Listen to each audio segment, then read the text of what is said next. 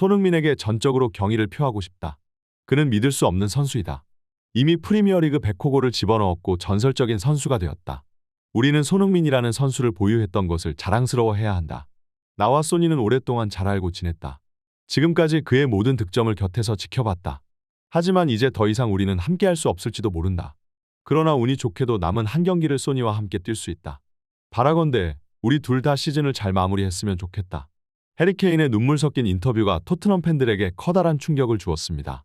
토트넘은 이제 시즌 마지막 딱 한 경기만을 남겨놓고 있는 상황이고 이제 이 한 경기가 손흥민이 토트넘 소속으로 뛰는 마지막 경기가 될 수도 있는데요. 토트넘은 챔피언스 리그 진출 실패로 인해 더 이상 손흥민과 케인 같은 월드클래스 선수를 팀에 붙잡아 둘 수 없게 되었으며 현재 이 두 선수는 다가오는 이적 시장에서 팀을 떠날 것이 확실시되고 있습니다. 결국 그동안 프리미어 리그에서 믿기지 않는 기록을 써내려갔던 손흥민 케인, 손케 듀오를 더 이상 토트넘에서 볼 수 없게 될지도 모르는데요. 팬들과 언론들도 이 두 선수의 마지막이 다가왔다고 어렴풋이 느끼고 있었고 그것은 케인 또한 마찬가지였습니다.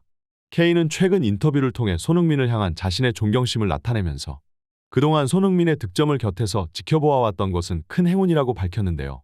담담하게 말하는 듯 하였으나 케인의 표정은 감정을 억누르는 듯이 보였고 이 두 선수가 보여주는 뜻깊은 우정에 축구 팬들은 큰 감명을 받음과 동시에 이 시대 최고의 듀오를 더 이상 볼 수 없게 되었다는 것에 안타까움을 표하고 있습니다.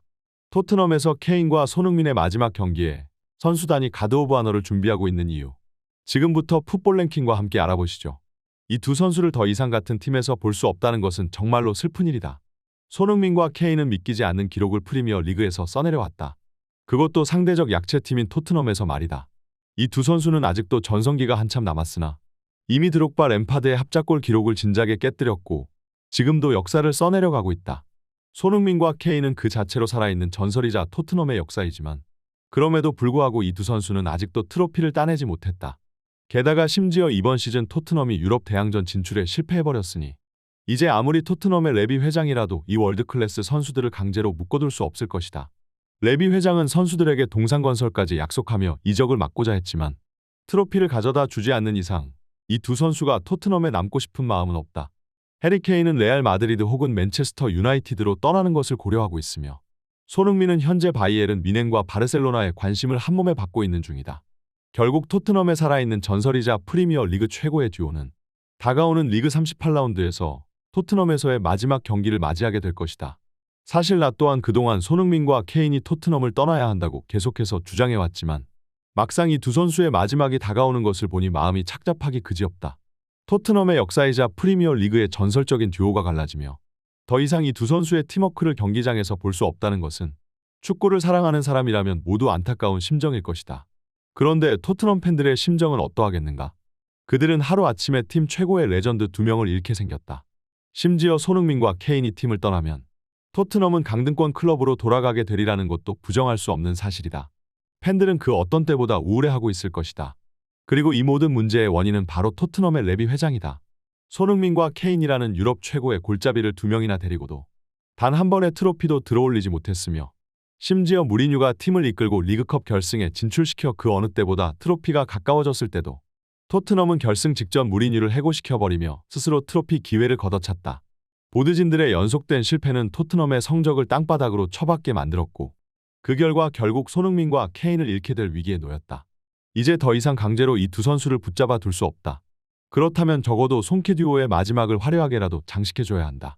마지막 라운드에서 선수단이 케인과 손흥민에게 가드 오브 아너를 해줬으면 좋겠다.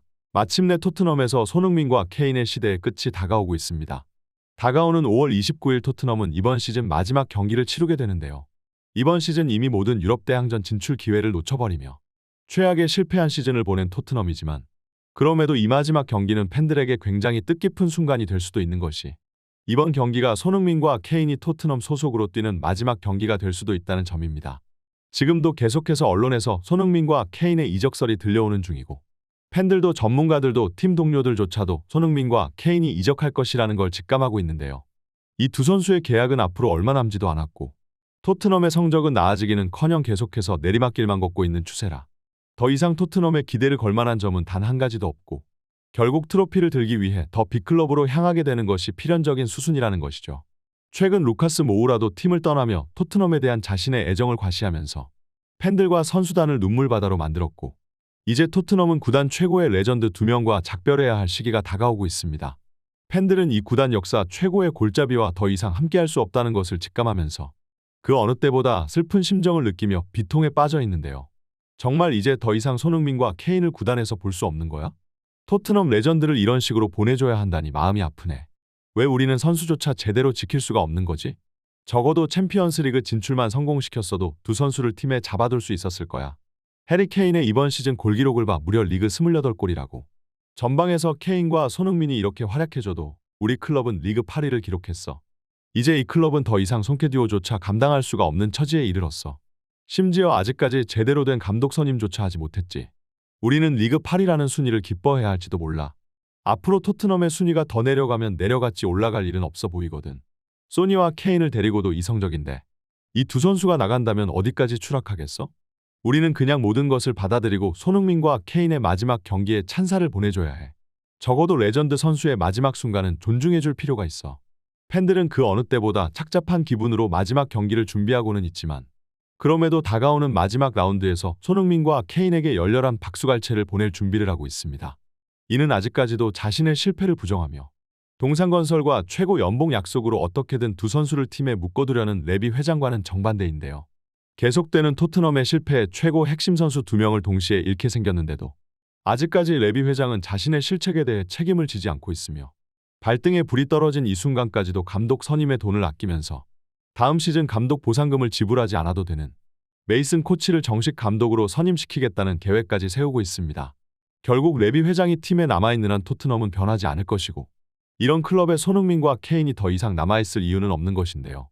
손흥민과 케인이 팀을 떠날 때 레비 회장을 시원하게 저격하며 그의 치부를 전 세계에 공개해버렸으면 좋겠습니다. 오늘의 소식은 여기까지입니다. 좋아요와 구독은 영상 제작자에게 큰 도움이 됩니다. 감사합니다. 풋볼랭킹이었습니다.